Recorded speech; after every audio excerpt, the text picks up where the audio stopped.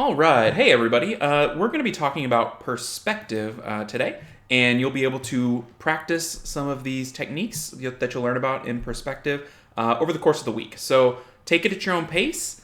Do as much or as little as you feel comfortable about. We're going to learn all about 1-point perspective. So let's go ahead and get started. So what is perspective? It's used by artists to give the illusion of 3 dimensions in a 2-dimensional space. You probably see it all the time in art, in movies, in comics, and you don't even realize it. So we're going to look into it a little more closely, and that way when you see it in the future, you'll be able to recognize it and know what it is. So there's 3 types of perspective. We're going to talk about all 3, but we're only going to practice the first one, because when you kind of get into starting about perspective, it's pretty tricky. And I don't want to overwhelm you with all the different types of perspectives to start. So we're going to start with just 1-point perspective, kind of get a firm handle on that, and then see what we want to do from there. So there's simple perspective, vanishing point based, which is, we'll look at vanishing point based and simple, and then atmospheric, which we'll talk about probably later. That's more of a concept than something you can actually practice. All right, so simple perspective, it's very basic. So you vary the size of objects to suggest some things are closer and some things are far away. You use overlapping, things that we talk about all the time. You just put something over something else, and it suggests that the thing that is covering up the thing underneath is closer to you and the other thing is further away, even though they're both the same distance away because they're 2D drawing on a flat surface. So here's an example of varying size. You can see all these different squares. Generally, the largest object will read as closer to us, and artists can help accentuate that by putting extra detail on whatever's bigger and closer to us. So if I was doing a drawing of different cubes or different squares that are far and near to us, what I would do is maybe put some fine surface detail or texture on the large square and less of that surface detail and texture on the smaller squares as they kind of recede into the background. That'll make those smaller squares read as further away. So this little bitty square, I don't know if you can see it, reads as further away. It's super far away. You'll see this a lot in video game backgrounds, for instance. They'll have the same exact cloud, one big, one small, and they'll be identical, just the smaller one reads as further away. It's an easy way to get depth and to create the illusion of perspective. Think about when you are outside and you're looking at, a cloud that's really close to you. You look up and you look far in the distance. It's roughly similar, maybe, but the one that's further away reads as smaller. It's smaller, it's further away, right? Overlapping. This, to our eye, we think, okay, these are 4 rectangles, one on top of each other. Maybe they're pieces of paper, something like that, pieces of wood if they had the wood texture to them, but they read as one in front of the other. Whereas when you draw them, they're drawn like that, right? You don't draw the portion that you want to look as overlapped. They're not physically one on top of the other, but you draw them to look like they're one on top of the other with overlapping. So that's an easy way to get perspective just through the use of overlapping. All right, let's talk about a vanishing point. Vanishing point in 1-point perspective it's just a point. It's a point that all the parallel lines will kind of recede in the distance towards, and that'll make more sense here in a second. Parallel lines look like they're converging. It gives the illusion of depth because it's the way that our eyes process 3D reality in real life. So if you can draw it to mimic the way real life is, people will interpret it as, okay, this has depth. This is in perspective. This is receding into the background. All right, so we're also going to talk about a horizon line. That's where the dot usually sits, the vanishing point usually sits. There's lots of different types of vanishing point perspective, 1-point, 2-point, 3-point, and curvilinear. It just refers to the number of vanishing points that type has. So 1 point is what we're going to talk about today, but then there's other points. All right, so here's an example of a vanishing point. You'll notice all these lines all recede to that point. This vanishing point is technically on a horizon line, which we'll talk about here in a second. But when we put a photo to the lines, it makes a little more sense. You'll notice here we've got the train tracks and the kind of the dirt to the right and left of the train tracks, and then the big trees kind of on either side. You know about train tracks that they're parallel, right? They're side by side. They're a consistent distance apart forever. They never get closer together. But because the train tracks recede into the distance towards the vanishing point, they appear to converge at that vanishing point. Your eyes automatically process that and know that that's not actually happening. If you went and walked all the way to that point, they wouldn't connect because that wouldn't be very effective use of how to make a train run. But that's how it appears to your eye in reality. It's just the way your eye processes the environment. So as an artist, if you can draw what's in reality, it'll look more like reality to the viewer. So by using the vanishing point, by using one-point perspective, it ends up being very convincing to the viewer of your artwork. All right, so one-point perspective, usually in roads or buildings where you see the flat side of the building, not the corner of the building, and it has parallel lines. Usually a cube is the easiest way to see it, but you can do it with more complex shapes, people, stuff like that, and it has one vanishing point. Sometimes the vanishing point is off the paper, but most of the time, especially when we're practicing, the vanishing point is on the paper. So here's another example. This is a chess set. I mean, everybody that knows about a chess set is the pieces are similar size. The squares on the board are all the same. They're squares. They're not, parallelograms or anything like that, trapezoids. But because we're looking at it with this point, let's see if I can get this point closer to us than this side of the board. This side is longer than that side because that side is vanishing off into the distance using perspective. So let's take a look at the lines. Ooh, let's see if I can make it work here. There we go. So there's our vanishing point. And to find a vanishing point, you literally just use a ruler or whatever you have available and draw a straight line along the side there. And where those two straight lines meet, that's your vanishing point. So that is the chessboard in perspective. Now, you could do lines for all these little divisions of the squares of the board as well if you wanted.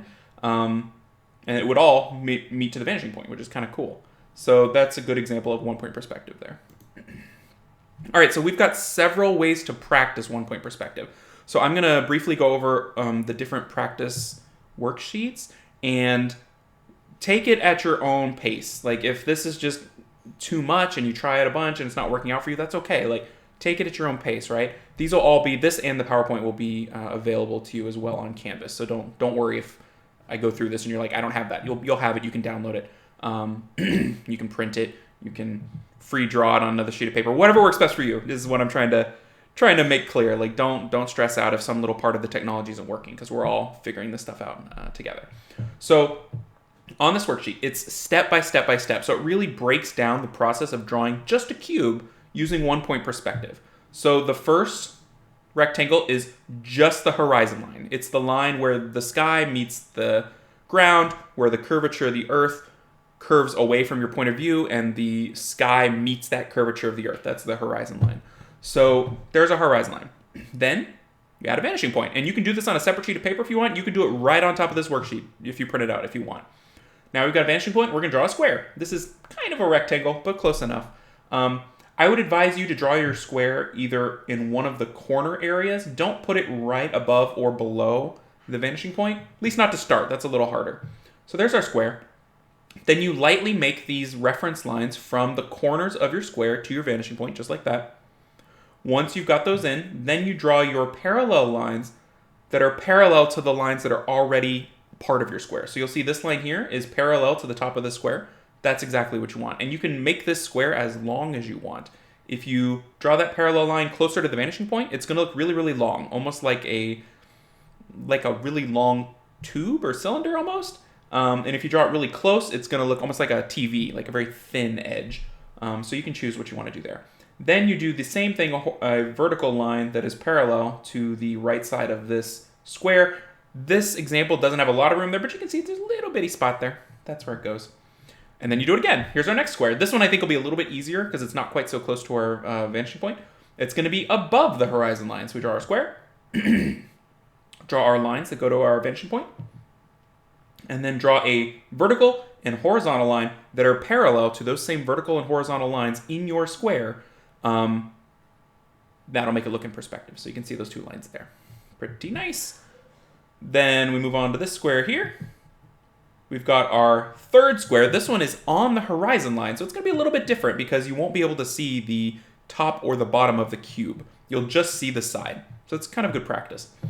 So you can see they draw the square, draw the lines, and then draw the parallel vertical line to complete your cube. That's it. Done. That's 1-point perspective cubes you just drew in perspective. That's not an easy thing to do.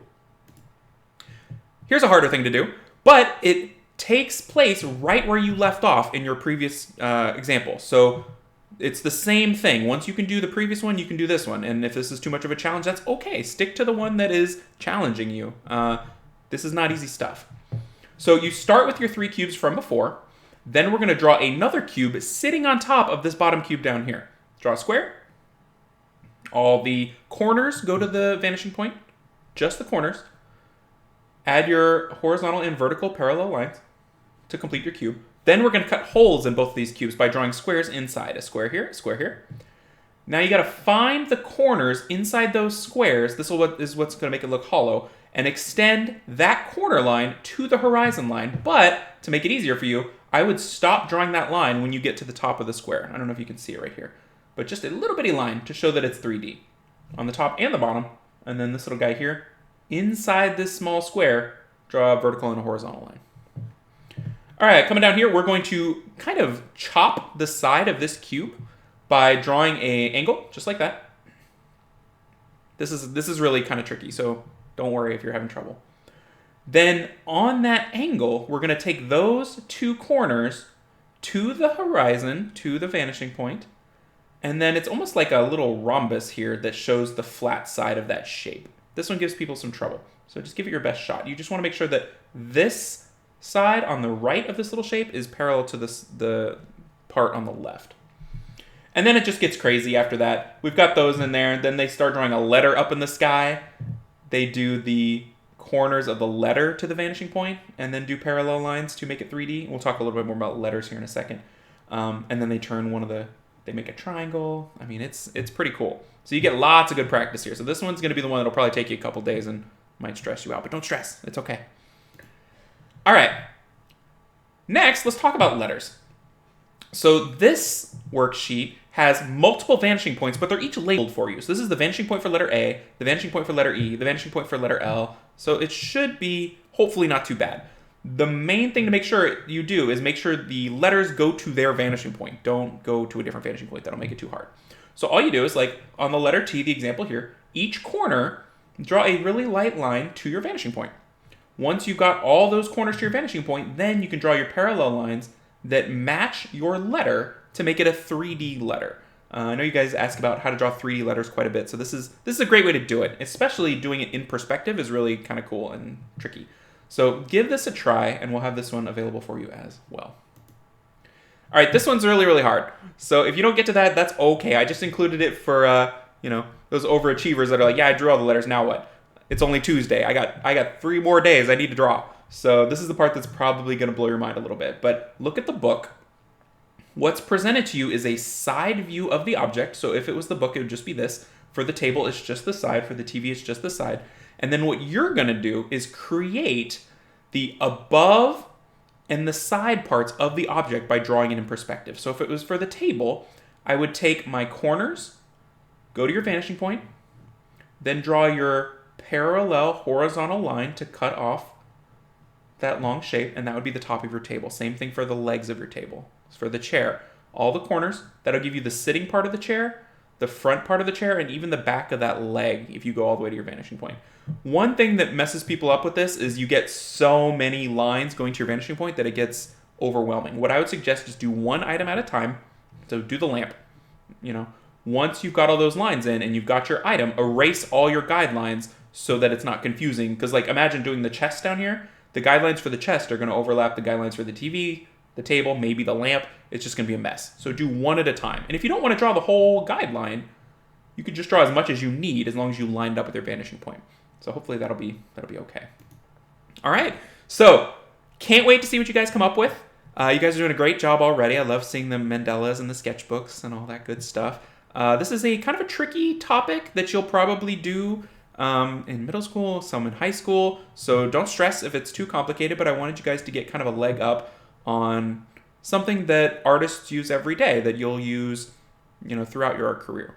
So good luck with perspective. Can't wait to see what you guys come up with. And I hope everybody's, doing a great job and staying safe. And I will see you next time. Bye, guys.